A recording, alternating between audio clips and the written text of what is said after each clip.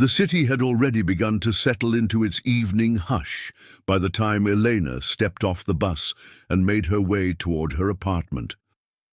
The sky above was painted in the pink-gold haze of sunset, but the warmth did little to soothe the heaviness in her bones. The museum had been crowded that day. School groups, curious tourists, donors who spoke in loud, polished voices. All the noise still seemed to follow her long after she'd left, like a hum that lived beneath her skin. She lived on the third floor of a narrow brick building tucked between a bakery and a bookstore. It wasn't much. Tiny kitchen, one bedroom, creaky wooden floors, but it was hers. She pushed the door open, letting the quiet slip around her like a comforter. The faint scent of lavender from the candle she'd left unlit lingered in the air. Here no one demanded anything, no one expected her to smile. She set her bag down and sat on the small couch, her eyes drifting to the framed photograph on her shelf. She, Nathan, and a handful of friends at some rooftop party years ago. Nathan's arm was around her then, his smile bright, his attention dazzling in the way sunlight could be, warm when it shone, cold the moment it shifted. The relationship had been quick, glittering and hollow. Elena had been drawn to Nathan's easy laughter, the way he seemed to sweep rooms into orbit around him, but his affection came like a spotlight, bright for a moment, then gone, turning her invisible in its absence. She remembered waiting for his messages, waiting for invitations, waiting to feel chosen. The end hadn't been dramatic, just a slow fading. One day she realized she no longer looked for him in rooms. And when she walked away, Nathan had shrugged as if she had simply been a passing season. But the shadow that followed him lingered. Adrian, Nathan's older brother, the opposite in every way. Quiet where Nathan was loud, steady where Nathan was reckless. If Nathan was wildfire, Adrian was something like stone cliffs, unmoving, grounded, watching the world rather than trying to dazzle it. Elena had believed he barely saw her back then. He had always been polite, distant, reserved. He never touched her, not even casually. Not a hand to her back, not a brush of fingertips while passing a glass. He had kept a distance so careful she assumed she simply did not matter to him. She had been wrong. Though she could not see it, could not know it yet, Adrian had memorized her, not in a fevered, obsessive way, but in the quiet devotion of someone who loved by noticing. He remembered the way she tucked her hair behind her ear when she was nervous, the exact shade of rose she blushed when complimented, the songs she hummed when she thought no one was listening. He remembered the tear she didn't let fall the night she ended things with Nathan. Adrian had stood in the doorway then, not speaking, not intruding, simply being there, solid, present, watching over without asking anything in return. She believed he had forgotten her, but Adrian Hale did not love lightly, nor quickly, and he had loved her for a long time. Elena sighed softly, pulling her knees to her chest on the couch. The quiet pressed close, familiar and safe. She didn't know that in a penthouse across the river, Adrian sat at his desk, the city lights reflecting in the glass windows as he turned a page in a leather-bound journal. Between financial records and architectural sketches, there was a single pressed flower, delicate and faded, a bloom she once tucked behind her ear on a spring afternoon years ago. He touched the page gently, as if it were something living. Her name rested on his lips, and in the stillness of the room, the truth he carried alone pulsed like a heartbeat. He would risk everything before he ever let her be hurt again the evening. Air felt heavier than usual as Elena stepped out of the museum gates. The city lights shimmered against glass towers, but something in the night felt watchful, as if the world was waiting for something to shift. She walked slowly toward the street, when a familiar black car pulled up beside the sidewalk, sleek, powerful, controlled, just like the man inside it.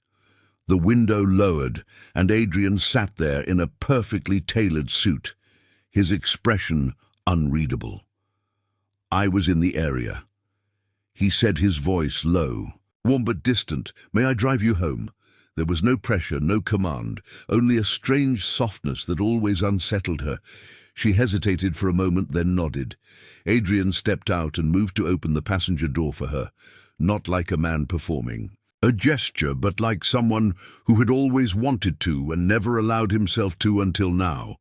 The car was silent inside, the kind of quiet that knows how to hold secrets. Elena clasped her hands together, unsure of what to say. She felt aware of him. In a way she hadn't before, aware of the calm strength he seemed to carry effortlessly, like a second Skinnathan is back in the city. Adrian said finally. Not as casual conversation, but as a warning. Elena stiffened. I know the museum director mentioned it earlier. He said Nathan is hosting some kind of engagement celebration. Adrian's jaw tightened at the word engagement. She could see it in the way his hands curled around the steering wheel, just slightly a flicker of something sharp, restrained. Firmly under steel control. Will you attend the question? Felt heavier than any question had a right to be like. It held history she had never been told. I haven't decided, she answered softly. I don't know if I should. Adrian's voice grew even quieter. If you go, you will not go alone. Her breath caught at something in the way he said it, not possessiveness, protection, as if he already anticipated danger long before it arrived. Adrian pulled up outside her apartment. The street was dim and quiet, but before she could thank him, he spoke again. He will try to pull you back. Adrian's gaze met hers, and she felt something inside her chest shift. Nathan does not want love. He wants ownership. There is a difference. Elena swallowed hard. And what do you want? Adrian, the question hung there in the small space between them. His eyes softened, but his voice did not move beyond a whisper. Nothing I'm allowed to have, before she could ask what he meant. Headlights flashed across them. Another car slowed to. A stop behind the door opened, and Nathan stepped out, smiling with that familiar charm that once could have made her heart race, but now only made her uneasy. Fancy seeing you here, Elena, he said, as though he had not noticed Adrian at all. But his eyes flicked to Adrian's like two wolves, recognizing one another. Adrian did not move. He simply stood beside Elena, projecting a quiet wall of unspoken threat. The air tightened between the two brothers, something old and dangerous rippling just beneath the surface. Nathan moved closer to Elena. You got my message about the celebration, right? I expect you there. He did not ask. He told Elena, felt a shiver move down her back before she could speak. Adrian stepped forward. She will attend if she chooses, and she will not be alone. Nathan's smile faltered, not much, but enough. His eyes narrowed, and something calculating glimmered there. So that is how it is, no? We stepped back slowly, a smirk forming. Well, then I suppose this will be interesting. Returned to his car and drove off into the night, leaving the street suddenly too quiet again. Elena turned to Adrian, her heart unsteady. What just happened? Adrian looked at her like a man fighting every instinct inside himself. You step back into a story you never knew you were part of, and now it has begun again.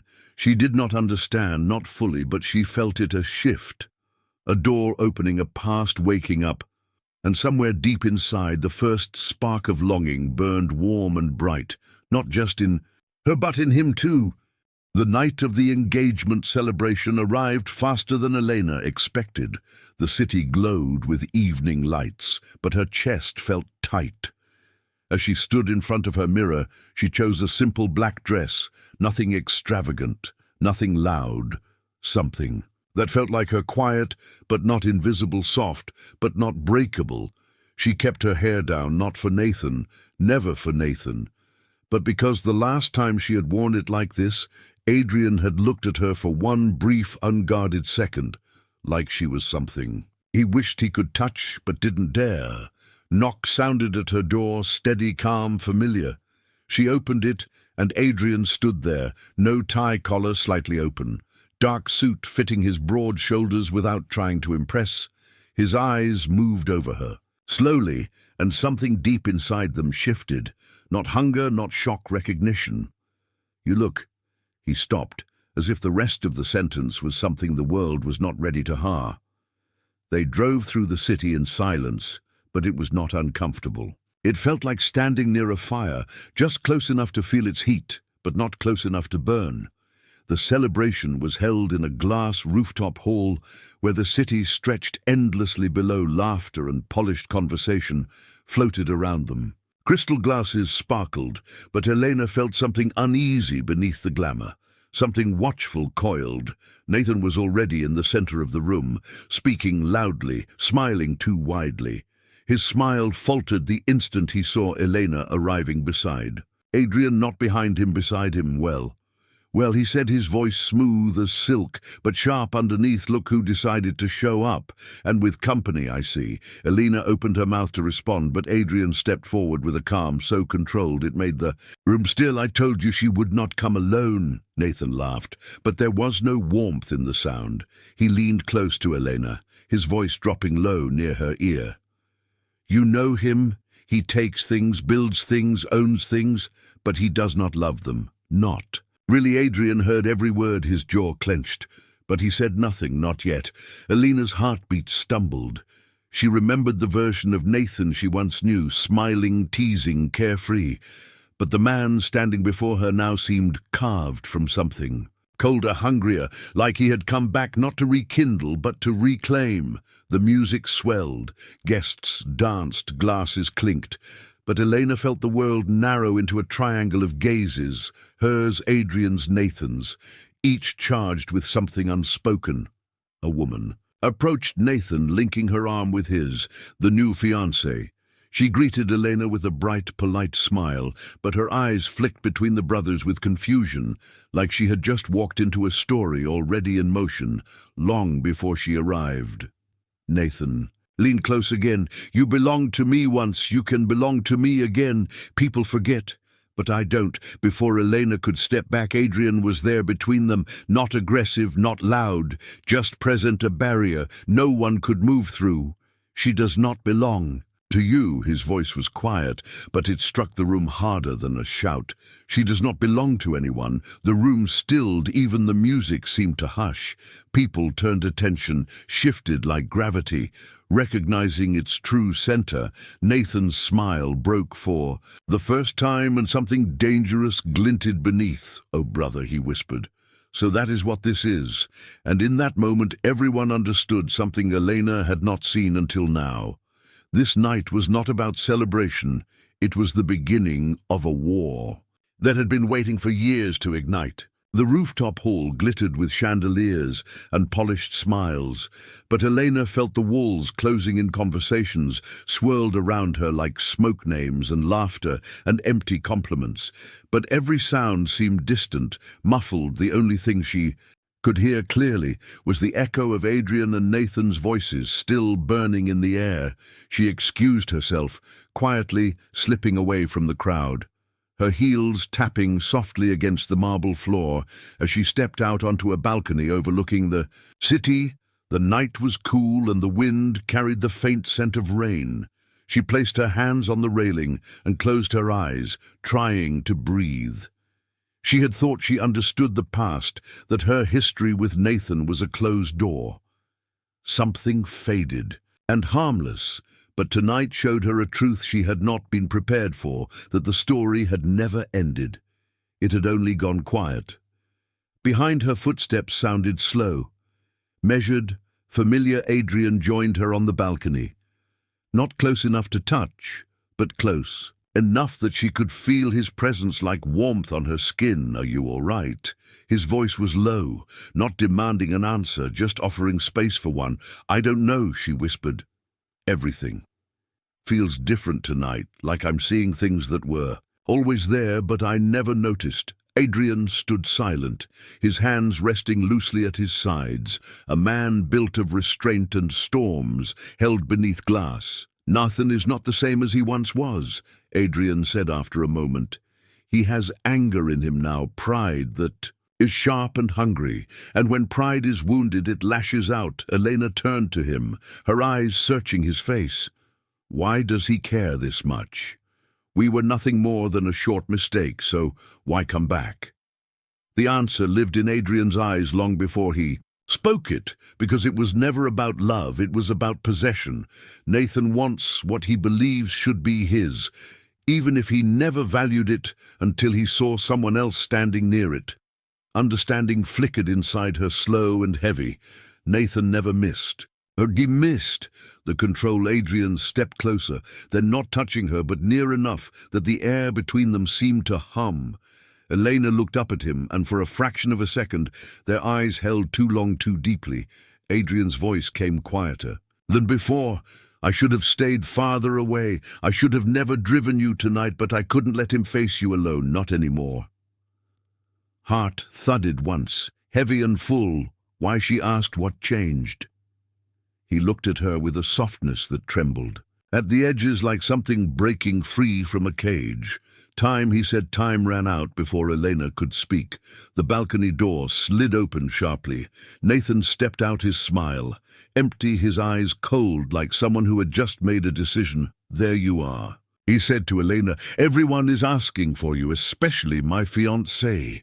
His words broke like glass between them, cutting, intentional. Adrian did not move, but Elena felt the tension coil inside him like a tightened wire, something silent but ready to snap. If pushed too far, Nathan leaned against the railing, his voice casual, but his gaze locked on Adrian. You know, it's funny how some people watch and wait and never act, as if silence is the same as virtue. Adrian's jaw tightened, not with anger, with pain. Elena looked between them, finally seeing it clearly, fully. This was not jealousy, not rivalry. This was a fracture that had been growing for years. It was not about her being wanted. It was about what had been held back, sacrificed, buried. Nathan stepped closer to Elena, too close, and Adrian took one step forward, as if pulled by instinct older than thought. The wind whipped around them, the city below glowing like embers. Something in the world shifted. Then a line crossed a beginning. None of them could undo. The night was no longer a celebration. It was a declaration, and the war between love and possession had finally been drawn in the open air. The night did not end at the celebration. It followed Elena home like a whisper that refused to fade.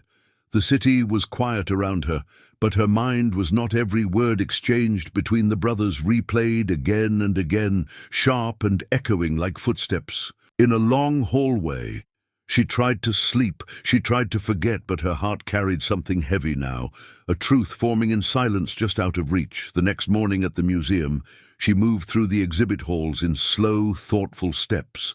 Dust motes glimmered in shafts of morning light, painted faces watched from their frames, and time seemed to hush itself around her. But still, she felt watched, not in a frightening way, but as though the world was holding its breath. It was near noon when Nathan appeared. He did not belong in a place of quiet art and careful restoration. He entered like sound enters silence, too sharp, too bright, too demanding of space. Elena froze, her hands tightening around the folder. She carried. Nathan smiled, but the smile did not reach his eyes. It was a smile that knew something, a smile that hid a blade. You left last night, he said softly. I didn't get to say a proper goodbye. She kept her voice steady. I didn't think it was necessary. You had your guests. Your fiancé. Nathan laughed under his breath, his gaze drifting around the museum as if searching for something or someone. Funny thing about celebrations, he said, people show their true loyalties when the champagne stops flowing. He stepped closer, too close, the way he always had, like space belonged to him. You always ran from me, Elena, even when you were with me, always slipping, always distant. I could never understand why. She did not answer. She had learned there were silences that protect and silences that destroy. This one protected. Then his eyes sharpened, a glint of triumph flickering in them. Until last night, I finally saw it. The breath caught. Saw what? The way he looks at you. Nathan said, the way he stood in front of you like the world could break. And he would still shield you first. Elena's pulse stumbled. Nathan leaned closer, his voice almost gentle now. You think he protects you out of duty or kindness, but it is neither. He has been in love with you for years." Her heart stopped. No, not stopped. Changed shape. Nathan's voice grew softer, more dangerous. "He watched you the whole time you were with me. Every laugh, every tear, every time I touched you. He watched, and he said nothing. The world seemed to tilt, paintings, walls, light, all blurring like a memory underwater." Nathan straightened his jacket. Calm again, predator smooth. "You should ask him. Ask him how long he has loved you. Ask him why he never said a word. Ask him what he is waiting for now." Then his smile grew colder. "And ask yourself what happens to a love that is never spoken? Does it stay pure, or does it row the turned?" And walked out of the museum, leaving the air fractured in his wake. Elena stood still, her heart beating too loudly, too wildly. Love, the word pulsed through her like thunder, quiet, shattering, unavoidable. But somewhere deeper, beneath shock, beneath confusion, beneath fear, something warm flickered, because the truth she had not dared to look at was already living in her. She had loved him too long before she understood what love meant. The museum lights dimmed as evening approached. Elena stayed long after the staff had gone resting in the quiet hush of painted saints and forgotten kings, trying to steady the storm inside. Her Nathan's words echoed like footsteps. "In the dark corridor, he has been in love with you for years." She tried to reject it, push it away, but the truth did not feel new. It felt remembered, as if her heart had known it long before her mind had permission to understand. She saw moments now with new eyes, the way Adrian always kept just enough distance to avoid touching her, the way he stepped closer only when she was afraid, the quiet protection, the silent presence like a shadow that chose to follow light. Her breath trembled. She could not carry this alone, not anymore. The museum doors were locked, but she knew the code to exit, and she walked out into the fading light. The city glimmered with dusk gold and soft neon, a world of motion and noise and hidden hearts. She went to him, Adrian's. Building was tall, dark glass, rising above the river, a place of silence and power. She entered the lobby. The guard recognized her and let her pass without question. Everyone knew her. Everyone knew she mattered, everyone but her. The elevator ride felt endless, a slow ascent into a truth. She could not turn back from her heartbeat, thudded in the narrow room as the doors opened. Adrian was standing near the window when she found him. The city spread beneath him like a living constellation. He did not turn when she entered, but she knew he had felt her the moment she stepped off the elevator. He always did. She stepped closer. Her voice soft. "Nathan came to the museum today." Adrian's shoulders tensed. A storm gathering quietly beneath fine control. "What did he say?" "He told me," she breathed her words, fragile and trembling. "He told me you have loved me for years." Silence. Not empty silence, heavy, full, trembling with everything. He never let himself speak. Adrian's hand slowly curled at his side. He did not deny it. He did not look away. He simply stood there, unmasked, as if he had finally been cornered by his own heart. Elena stepped closer again, close enough to see the quiet ache in his eyes. "Is it true?" she whispered. Adrian closed his eyes for a single moment, as if gathering strength from something invisible. Then he opened them and looked at her fully, completely, without shields. Yes, the word was not loud. It did not need to be. It carried the weight of years, of nights, of every moment he had chosen. Silence instead of desire. Elena felt her breath break, her heart ache and expand all at once. "Why didn't you say anything?" she asked. Adrian's voice was soft, raw. "I loved you when you were with my brother. To touch you then would have been theft, and when you left him you were hurt, healed, and I have never wanted to be another wound in your life." Her eyes blurred with tears, not of pain but of something deeper, something long denied, something that had always been there. She reached out, then her, and rising, hesitating just inches from his chest, as if touching him might break the world open. Adrian caught her wrist gently, not to stop her, but to steady himself. His touch was warm, careful, shaking just slightly. "If I touch you," he whispered. "We'll never be able to let go." Time stopped. The city lights flickered, the river breathed, the world held its breath, and Elena, with the softest, most certain exhale, closed the space between them. "Then touch me." The dam inside him broke. Not with fire, not with hunger, but with years of love, finally given permission to live. The touch had not been a kiss, not yet, but the world had already changed. Adrian's hand still held her wrist softly, as if he was afraid she might disappear if he released her. Elena felt his heartbeat beneath her fingers, steady, strong, controlled. But his eyes told another story, one filled with fire, held back for far too long. The air between them was warm, quiet, fragile, and then the moment shifted. A knock at the penthouse door, sharp, urgent, breaking the stillness in half. Adrian did not move. But something in his expression hardened. The warmth slipped behind. "Steel, stay here," he said gently. Elena stood still as he walked to the door. He opened it only part way, but it was enough to hear the voice on the other side. "Mr. Hale, there has been an incident at the museum." Elena felt her blood run cold. She stepped forward before Adrian could turn back to her. "What happened?" The guard hesitated, uncertain if he should speak in front of her. Adrian's voice came low, controlled. "Tell us, the security." "Footage was reviewed this evening. Someone was in the archives room after closing. They damaged the display case that held the 18th century portrait, the one Elena restored." The guard swallowed. "We believe it was intentional." Elena's chest tightened. That portrait had taken months of delicate work, layers of time and age, carefully coaxed back to life. It was not just art, it was trust, breath, history. And someone had wanted to destroy that.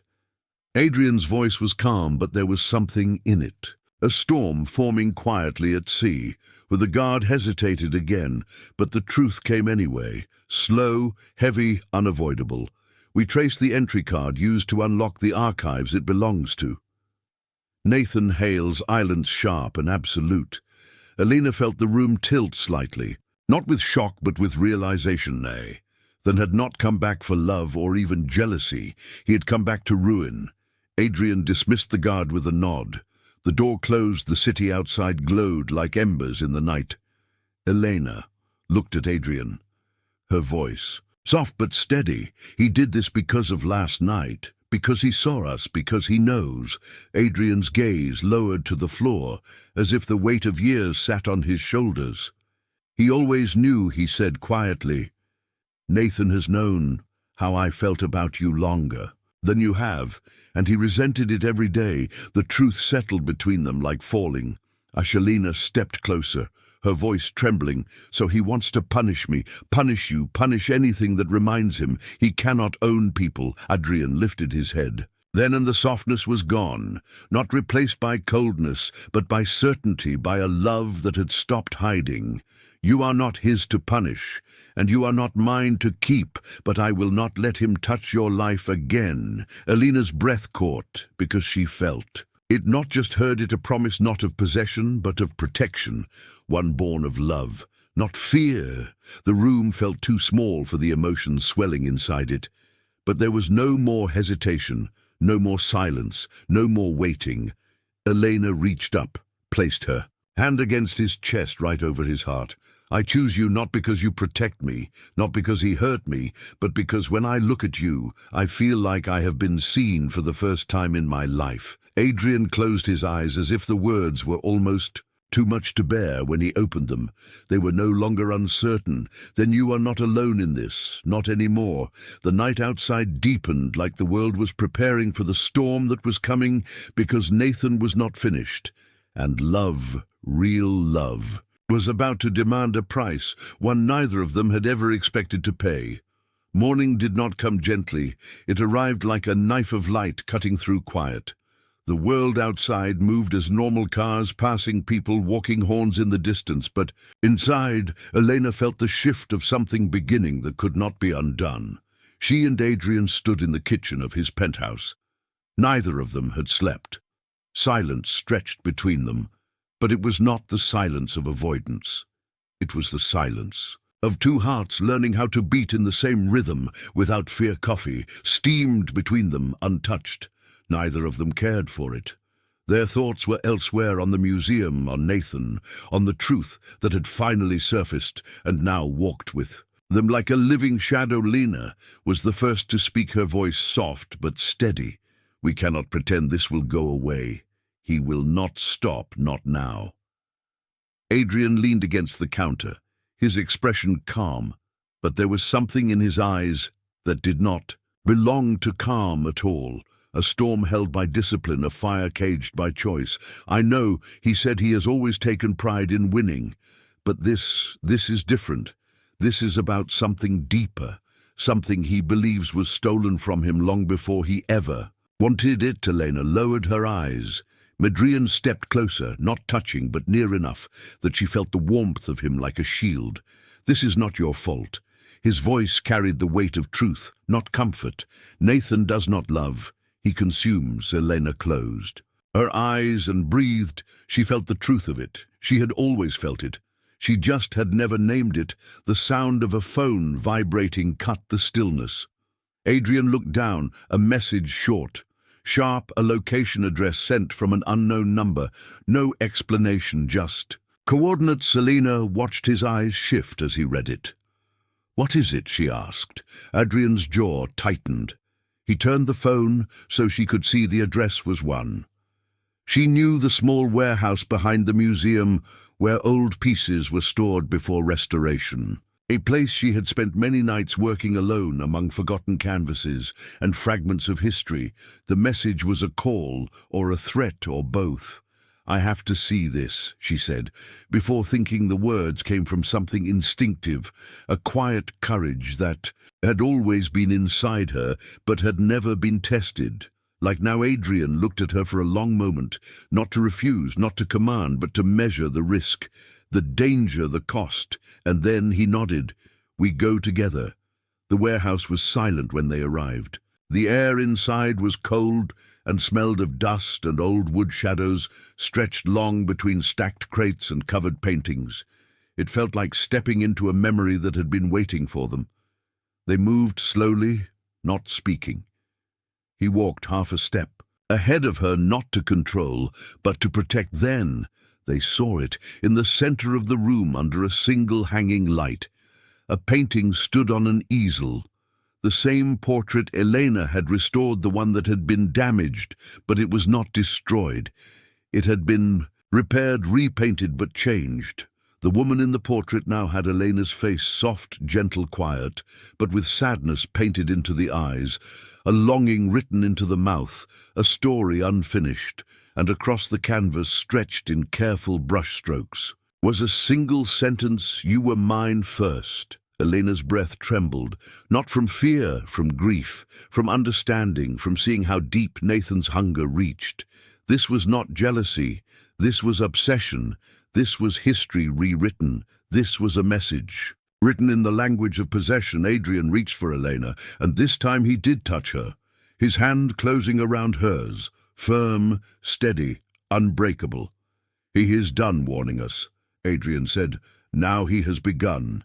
And in that moment, Elena felt the world tilt, not toward darkness, but toward a battle she and Adrian would face together, no matter the cost. Love had awakened, and so had the threat that would try to destroy it. Night had fallen by the time they left the warehouse, but the darkness did not feel like night. It felt like something watching, waiting, breathing, just out of sight. Elena held Adrian's hand as they walked to the car, not for comfort, for certainty, for grounding, for truth, their fingers interlaced like something that had been meant to align long before either of them understood. The city lights moved past the windows in quiet streaks. Neither spoke. Words felt too small for what had begun. But the silence broke the moment they reached Adrian's home. The elevator doors opened, and Nathan was already there waiting. He leaned against the wall in the hallway, hands in his pockets. A smile that was not a smile resting on his lips. A calm, far more frightening than anger. "You two have been busy," he said, the tone soft, almost playful, but the air around him was wrong too, controlled, too sure. Adrian stepped in front of Elena, not to hide her, but to shield her, his voice low. Steady, you have done. Enough, Nathan tilted his head. Done enough, brother. I have barely begun. Elena felt a chill crawl beneath her skin. She could see it now. The truth Nathan had always carried like a second pulse. He did not want love. He wanted to be irreplaceable, unavoidable. A force that shaped lives whether wanted or not. She stepped out from behind Adrian, not with fear, but with something new, something strong, something that had always existed quietly inside her, waiting for the moment to rise. "Why did you damage the painting?" she asked, her voice steady, unshaken. Nathan's eyes flicked to her. Something flickered there, not regret, not guilt, something deeper, a shadow of a boy who once stood in the same house as Adrian. Always second, always unseen, because art imitates. "Truth," he answered, "and the truth is you were mine first." Elena shook her head slowly. "No, I was never yours. You held me, but you never saw me.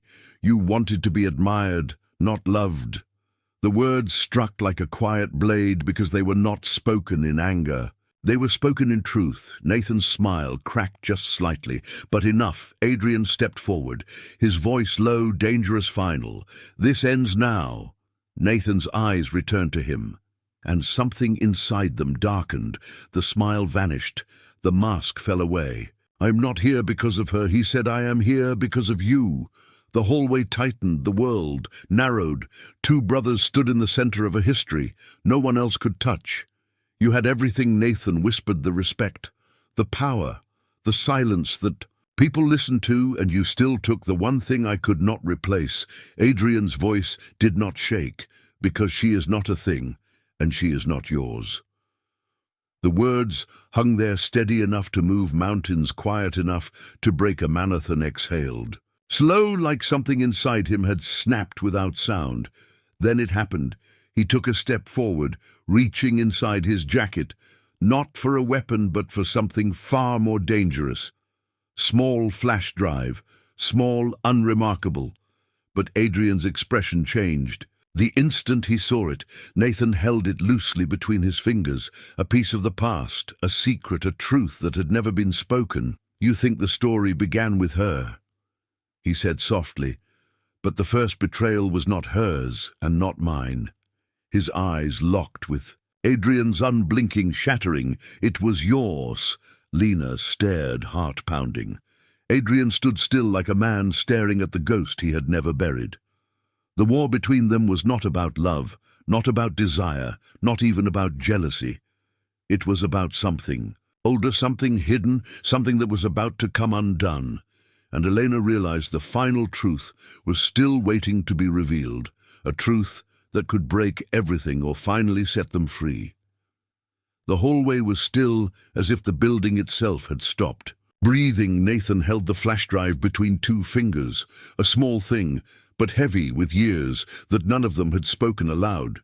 Elena felt Adrian go still beside her, not with fear, but with memory, a memory that returned like a door opening in the dark. Adrian stepped forward, his voice low. "What did you find?" Nathan's gaze did not waver. "I did not find it. I kept it all these years, waiting for the right moment, the moment when you had something to lose."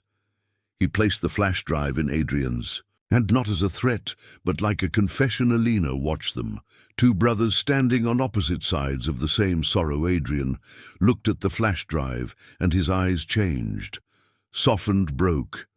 And then he spoke the truth, spilling like something long. "Your father left the company to me, not because I earned it, but because he believed you would ruin it. He believed you were careless, irresponsible, weak, so he tried to control your life." Through Menathan's jaw tightened, but he did not interrupt. Adrian continued, voice quiet. "I couldn't stand to see what he was doing to you, so I did what I thought would save you. I hid the truth. I took the burden, and I walked away from you when you needed someone to stay." Nathan closed his eyes, pain flickering across his face like a shadow passing over light. "And instead of saving me, you abandoned me," he whispered. Elena finally understood this was not a war of desire. It was a wound of family, a wound left untreated until it turned into fire. Adrian stepped Closer, no anger, no pride, just truth. You were never second to me, never less, never unwanted. I was the one who failed you, not the world, not. Elena Menathan's breath shook the first real crack in him since the night began. I did not know, he whispered. And I did not know how to live without hating someone, so I chose you. Silence fell. Not sharp, not painful, just real. Nathan lowered his hand, and for the first time he looked tired. Not defeated, just human. Keep her safe, he said quietly to Adrian. I know. You will, you always did. He turned, not dramatically, not tragically, just walked away, like a man who finally understood the truth of his own story. The elevator doors closed behind him, and the war ended. Not with victory, but with understanding. Elena turned to Adrian, her heart full, aching open. She touched his face gently, a touch that held memory and promise. You did not lose him, she whispered. You both just forgot how to reach each other, but now you can try later.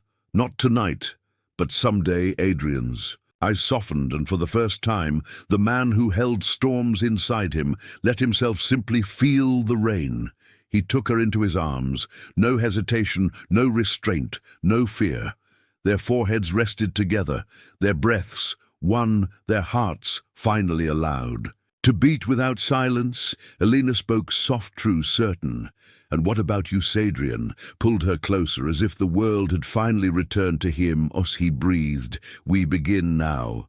There was no kiss of fire, no desperate rush, just a slow, gentle meeting of lips. Like two souls recognizing home, love did not arrive like lightning. It was the sunrise, steady, warm, inevitable. And this time no one would ever make them hide it again.